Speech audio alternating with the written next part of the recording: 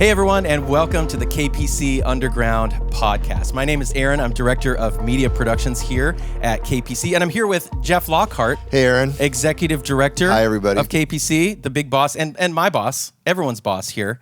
And this is our first podcast. This is it. What the are we maiden doing? voyage. We made it. Aaron, we've been here. talking You about this a made it. long We time. made it. We're here. We're on the other side. You did it. You're either watching or listening to us, either on some podcast platform, Apple, Spotify, or maybe you're watching us on YouTube. And now you just learned that you can listen or watch whatever is most convenient for you. And today, I wanted to talk to you, Jeff, about just like leading an organization through change. So Jeff has been here. Well, KPC has been a theater for almost 25 years now. As a matter of fact, next year is the 25th year for KPC. Yeah, so 1998 That's opened right. in June 1998. So 2023 is our 25th anniversary. And really excited for that, and going to be celebrating and doing all kinds of special events. We have some changes coming, at KPC. And that's kind of the theme for today and what I want to talk with you about. I think, you have to be nimble the relationship between art and commerce has always been, let's say, dicey. I think it's difficult to navigate through knowing how to lead an organization and like make money and kind of make it work while also, being true to yourself creatively and expressing yourself. And that's the battle a lot of artists have. And you, as executive director, Jeff, has been here. You've been here for about 10 years. Is that right? Actually, it'll be 9 years. In February of 2023. It'll be 9 years. So 9 years, almost 10 years. And I wanted to talk to you about kind of past, present, and future of KPC under your tenure anyway. And when you came on, let's say almost 9 years ago, things were maybe a little bit different than they are now. Is that fair to say? Yeah, very, very fair to say. Yeah. It was, KPC had, as you said, been around over a decade. A little while, 15, whatever it Yeah. had been. And it had several iterations and Right. a couple other executive directors. The founder that was here a long time did a great job, Steve Larian. And then there was a period after that where KPC was challenged. It wasn't doing as well as it had been, and was financially hurting In a pretty tough place. Pretty tough place, Yep. yeah. And so, and to your point, when we came on, I appreciate what you said about the maybe the tension or the challenge between how do we stay true to our mission and do the arts and stuff like that, and not sell out. A lot of musicians or artists feel like if they look at the financial part of it, they're selling out somehow. Yeah.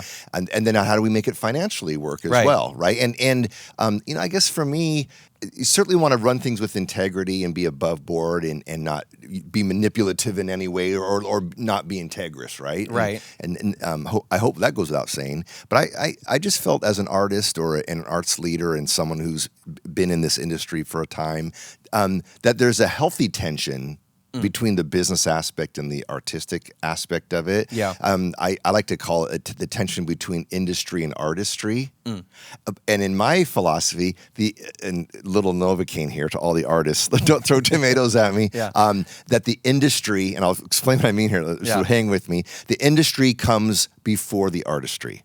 Okay. So there's a tension between industry and artistry. Which is a flip maybe from kind of how most people think about it. That's right. And let me tell you what I mean by that. Yeah. I think that I was a professor at Northwest University for a long time before I was here, and I used to teach a class. One of the classes I taught was Introduction to Music Business. I used to talk about the difference between the coffee table being your audience and humans is business, right? So there's people that are virtuosos or play whatever instrument they can, but at some point you need to market what you do. You have to, there's going to be a transaction when you get paid. You have to have a checking account and manage that well. You have to know how to run a contract and do a cold call to get a gig. Right. Those are all business, whether you're booking yourself as an artist or you're building Boeing airplanes or you're building software at Microsoft. Those are the basic fundamentals of any kind of business transaction. Sure. And if you have your business affairs in order and you're managing your financial world in order, you have a healthy platform to do your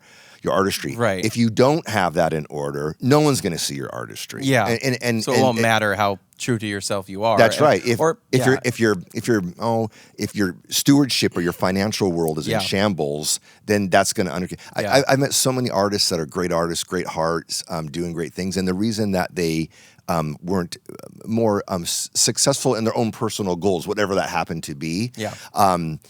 Certainly wasn't because of their skill or talent or how great they were performing. It might have been because of the business stuff or the what wasn't where they had hoped it to be. Right. I'm saying that respectfully. Yeah. And so by managing those business principles, that will not only protect your art but allow it to flourish. Right. Yeah. So let's drill down on that a little bit. Like what did you actually have to do? I mean, I think I understand that, especially coming in as kind of an ED of a new not a new organization, but coming in as a new ED of an organization and going, okay, we need to make some changes here. Like we're not in the best place. And keep in mind, and we're a nonprofit. I thought we're a nonprofit. We're not supposed to make a profit. There's that erroneous thinking as well. Right. So what were some kind of maybe tough choices that you had to make back then in order to, realize maybe a future or kind of where we're at today? Or let's say where we were at in 2019. Let's go from then to 2019. I think back when I first got here, and I'm saying this with all due respect to I didn't know the people that were here before me, so I'm certainly not disparaging any of that. No. And have massive respect for all the teams and people that came and stewarded here before us. The first thing to me, it was interesting when I got here. I think people were the shows weren't selling very good, and et cetera, et cetera. I think there was some wondering and thinking about let's get booking more new shows, which we get to eventually. But I saw it more. Let's hold off on that. Yeah. Let's drill down on what we're doing, our basic business management. So let's drill down on how we're doing our accounting. Let's drill down on what our cash flow procedures are. Let's drill down on what is our budget to actual. Do we have a budget? Do we have a budget? Are we living? What is our budget to actual? Are we paying our bills on time? Mm-hmm. So it became really important to me that when a bill came in, it got paid. That we were cash flowing. They were net 30, net 15. In other words, when a bill came in, it got paid within 15 to 30 days. Okay. That we had no debt. Yep. That a credit card got paid off by the end of the month. Basic financial principles. Yeah. And then we had a accountability system that was there. The board of directors was fantastic. And then we were doing things like we did our financials, and here's our reports, and we were turning into the board treasurer, and they got reviewed by the board, and all those accountability structure. That was the first thing we concentrated on. Right. Yeah. So without that, you're sort of hamstrung, because if you're hemorrhaging money, or if you're your reputation, let's say, and not saying it was necessarily, but you have to kind of get rid of all of those shackles of like things that are holding you back. That's money stuff, just business stuff, being above board on stuff like, we know what we're doing. Here's our budget. Here's what's coming in. Here's what's going out. Let's get that in order, and then we can build. We have a foundation to kind of 100%. Not only does the organization enterprise demand that I also felt that, as did the board and all of us, the team that came in, that we hold a public trust, right? And so nobody's going to give you money that's got we used to talk about, no one's going to give us money to put in a bucket when the bucket's full of holes, right? We're going to weld this bucket up, get all the dents out, paint it red, and it's going to be this really great bucket, and people are going to have confidence that when they invest or donate money here, when they donate money, not invest, donate, that it's a well-run organization, and that we are in this with integrity and are upholding the trust and the reasons that you get. That was number one. Right. Numero uno. The second thing, I really had a strong belief system that there was no debt against KPC, and when I came in, there was hundreds of thousands. There's a lot of debt, and so I'm proud to say in that first 15 months, the treasurer of the organization, the accountant, myself, we get here every day at 8 a.m. and worked with creditors and that kind of stuff. And in about 15 months, we paid it all back, right? Wow. Hundreds of thousands of dollars. Wow. And that was the first thing I wanted to do is I didn't Right. want to have any debt. And I'm glad to say to this day, KPC has no debt. We are net 15 on our bills. Even through the pandemic, we never have gone into debt our entire time being here. Everything's owned, everything's paid for, and even through the COVID area. Yeah. And that's super, super important to us as an organization to run things tight like that. So what were some of the changes then that you saw? Some of the that's kind of some internal. Someone maybe from the outside wouldn't have known that you were in debt or weren't. But what were some of the, talk about how you turned around maybe the even the excitement and participation of people coming to shows and how maybe. Did the programming kind of change? And did you want to? Yeah. Yeah. Matter of fact, at the time, I'd watched the TV show Undercover Boss. Okay. Yeah. If you remember, I don't know if that's even on anymore. Yeah. So like the boss dresses up and you don't know it's them and they're new and like, it's the boss. Jim. And Jim's been flipping burgers all along, right? So my very first day, this is true. My very first weekend here, I forget what even the show was. I didn't shave for a few days. Yeah, I had on the baseball cap and I was wearing cargo shorts and flip flops and stuff like that. And I walked in and I just have a strong belief of what happens in the experience of someone that comes here besides the show. So I want from the moment they walk in the door. And a matter of fact, I call it from the time I take my key out of the ignition and put it back in, what happens in the meantime. What's my experience? That's right. So I parked the car, got out, opened the door, walked through the parking lot. Is there cigarette butts or trash or anything like that? What's the marquee look like? Was the signage yucky? Did anyone greet me at the door? What does it smell like when I walked in? Is there anyone give you a dirty look as you walk by? Or anything like it's just like, that's what you're looking for. That's what I'm looking for. Like, what does it feel like to be someone who's coming here? Were the restrooms tidy? Was the coffee warm? When I sat down, were my shoes sticky on the floor? Were the seats yucky? What does it sound like? What does it look like? All five senses of it. What does it smell, taste? What does it feel like? Did I emotionally connect? And I went through and it's like, okay, it wasn't being kept up to the degree. There was weeds growing on the sidewalk. The marquee hadn't been painted. It was a I didn't like the marquee color. It was Band-Aid brown, and I got a lot of complaints about it. It didn't. To me, it didn't inspire.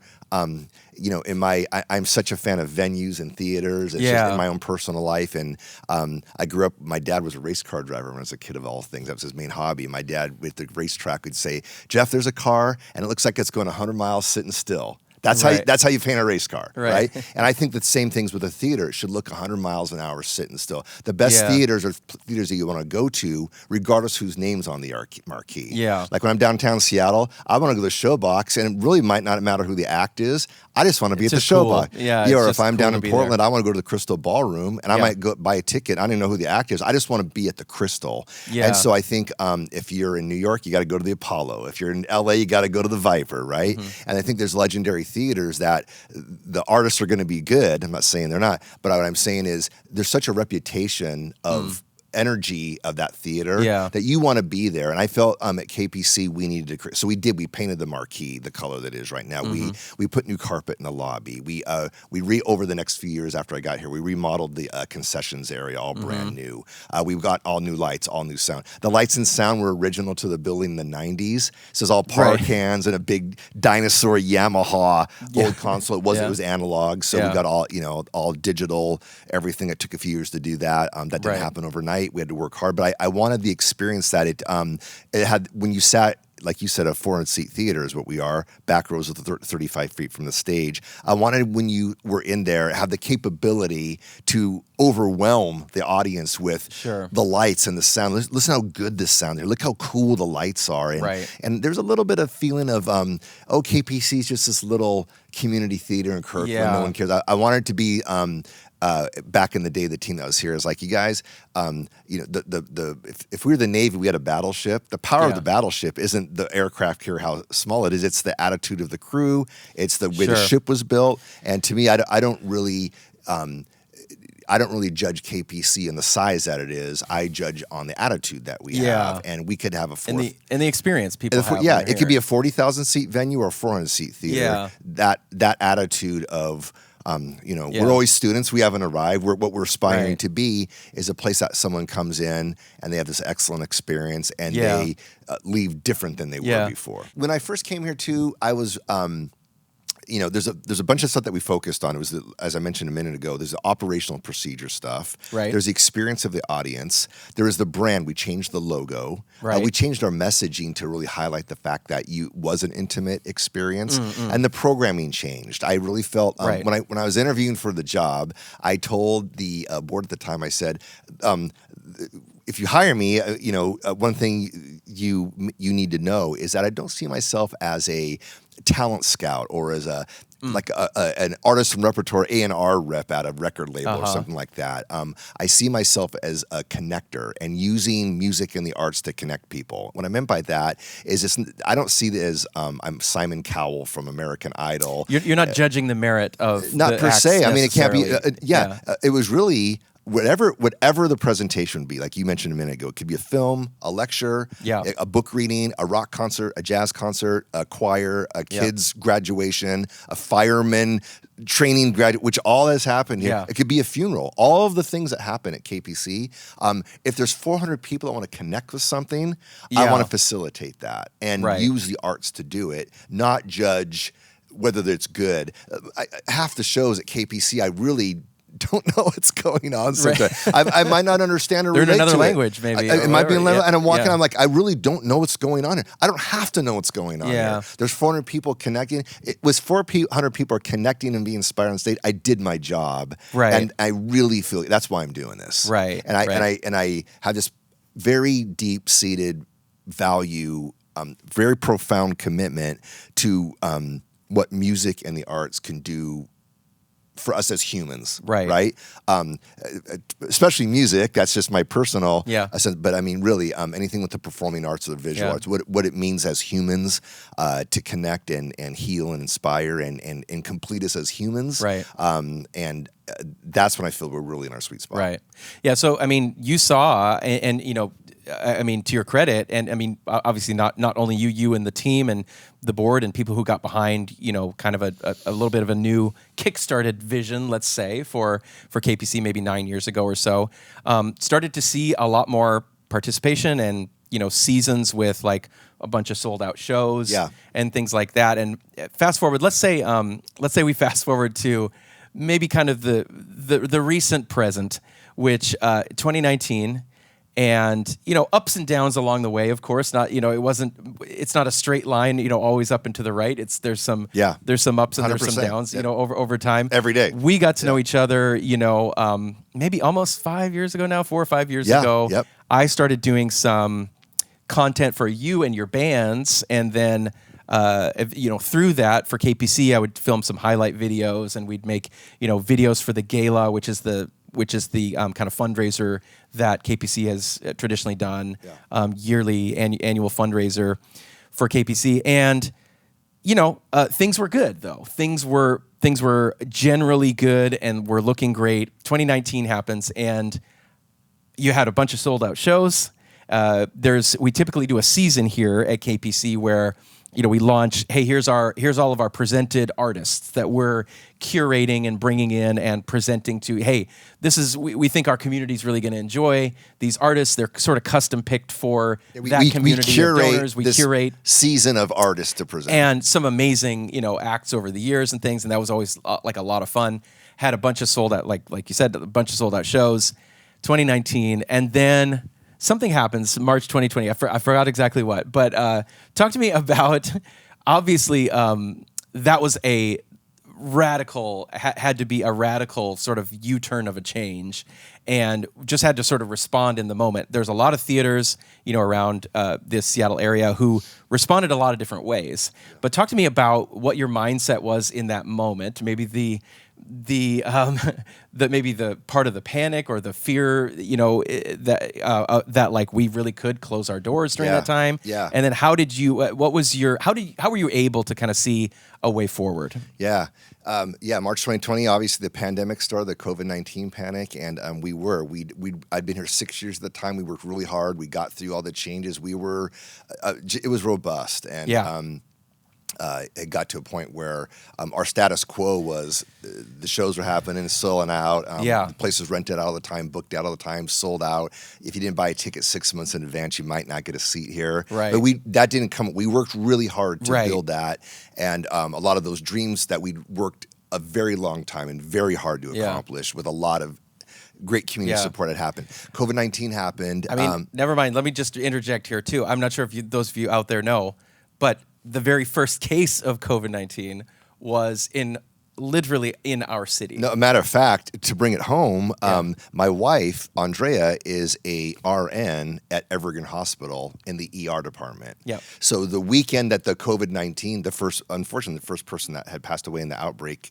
happened at Evergreen. My wife was on that shift. Literally boots on the ground. So, So I came home one night and Andrea told me, you should close down KPC because of this illness. And I'm like, I'm not closing down KPC because of the sniffles. Because this was earlier than I didn't a know lot what of this people. was. Like, this wasn't in the news necessarily yet. No. It was like whispers of it. We heard about it in China, but I mean, it just was out of sight, out of mind. That seemed extreme maybe That's at the time to be what? I have to close my doors? Yes. And so she said, no, people are dying, the spread's really quick, all the stuff that you heard about. And then she says, Jeff, in other words, if you had a house full of people and one person had COVID, it would be disastrous. You cannot continue this way. So, matter of fact, then all of a sudden the news that we heard about had happened up at the nursing home and Evergreen and all that kind of stuff. And so got on with the board, and within that week we'd closed down and everything, which was ahead of the shutdowns of Seattle. So we were actually the first theater in America that shut down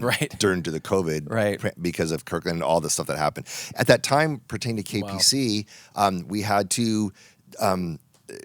we shut down the theater. We laid all the staff off except for 4 of us. We had to make a contingency plan. We had enough money in the bank, to be frank, to last a few months. Right. Maybe squeezing out 4 or 5 months, that type of thing, which we did. And those 4 or 5 months were really dark, scary months, and pretty dicey. And it was, will the theater continue? How's it going to continue? There was a real version in those early months that we may not go further, that was real. And so we had to make a decision that what it was going to be if we were going to go forward, and we had to reinvent ourselves and pivot, which we did. Right. So just briefly then, talk about, because I think one of the differences about how you led through this big change was a lot of theaters and a lot of venues were sort of like, we're going to wait it out. We're going to close. Nothing's happening, and no one works here, except maybe the CEO or whatever. And we're just going to wait and see what happens and try to pay our rent or get government help to hold on until we can sell tickets again. Until we sell tickets. But that wasn't what you decided to do, or you and your team. So talk to me about that. Yeah, totally. I felt that we didn't have an option to hold on until we could sell tickets again, because we didn't know when this was going to end. And I had this hunch, I don't know why, I'm not a doctor, and like I said, I don't play one. I never played one on TV. That was a joke. But there's a little birdie on my shoulder. It's like, I just got a feeling we're going to be into this for a while. This ain't going to be over 8 weeks. I'm like, and I remember studying the Spanish flu in high school or something like that in a history class. I'm like, this is going to be with us for a while. So then I remember, you'll remember this because you and I talked about this a lot. It dawned on me. I was out taking my dog for a walk and thinking, which is what I like to do, to think things through. And it dawned on me, our mission is to be a organization that comes together and become a community connected by culture. And it dawned on me that happens whether we're able to meet in a building or not. So just because we can't meet inside the building that's closed down because of COVID, that doesn't mean that our mission is suspended. And that really stuck with me, and I dare say convicted my heart. Although we're closed down because of COVID, our mission is never closed down. Our mission always continues. And if we're not a community connected by culture now, then when are we ever? It's really important. It's easy to say when things are easy and we're selling shows out, everything's happy times and there's all that. But when when things are really bad and really dark and the community's looking to us, are we not to be more of a community connected? Does the community not needs to be connected by culture now more than ever? So I started seeing we have a role to play as healers in this. And if for anything during the pandemic, it's to bring, if you can't come to the stage, we're going to come to, it'd be the same things if we were a restaurant and you can't come get pizza. We're going to get really good at bringing pizza to your door, right? So if we were a pizza place, how would we behave? That's exactly what, how do we get our stuff to you when we can't gather together in a building? And we invented KPC Studios. Right. And I have to say, so KPC Studios, for those of you who don't know, was a series of, we put together a filming and streaming studio where we brought artists in and developed this robust series of streaming shows. And I do have to say, a silver lining or kind of the kernel of hope that held us through that was we really did get laser focused on that mission, because obviously money wasn't coming in for ticketed shows. It was sort of we had the opportunity to really ask ourselves every day, why are we doing this? What is the point of this? Because obviously, because we're not charging, we're just putting these shows up on our YouTube channel. People can watch them. We're paying the bands who come in to do the show. So obviously we're paying to do this, and our donors, who have stuck with us faithfully over the the last several years, bought into that as well. And I think that was a really crucial sort of mission thing to kind of keep the dream alive. You know what I mean? And I think underscored the importance of what the mission is, because I think, like you said, during good times and you're selling out all your shows and you're like, we're hot shots, and this is awesome. That's easy. That's easy. Hey, this is great. But it's during those times where it's wow, no one can come in the building. We're gonna have to spend a serious amount of money on this gear. We did not skimp on our streaming gear. We got great cameras and gear, and it was professional. It was legit. It was legit, and we've kind of added to that over time. And you can go back even now on our YouTube channel and shameless plug, watch a bunch of these shows. There's 40 amazing shows, amazing shows. And to your point, we should underline. There was when we created that content, it was really important to us to put it out for free. And not charge, and just hope people would support it, and they did. And then we wrote grants against that, and then we also started a division of the studio, help nonprofits stream their galas, and we got studio commercial contracts for that, and that was really the thing that financially. That's what saved KPC. It created revenue and got us through. Sort of counterintuitively, because it was we were, I guess, investing, but really without any sense of here's how we're going to make a bunch of money. It wasn't like that. It was very very organic. We used to call it flying a plane in the air, building a plane while it was flying in the air. And it was there's a part of it as the executive director, as the quarterback of the team that had to rely on our intuition, our guts, and to be honest with you, I was scared. Right? It's it's amazing how fast you could run when a bear's after you. You didn't know I could run that fast. Right. I just ran I just ran a mile. You make it work really fast, and so we were leaning on all of our instincts and our past experiences, and then we were scared.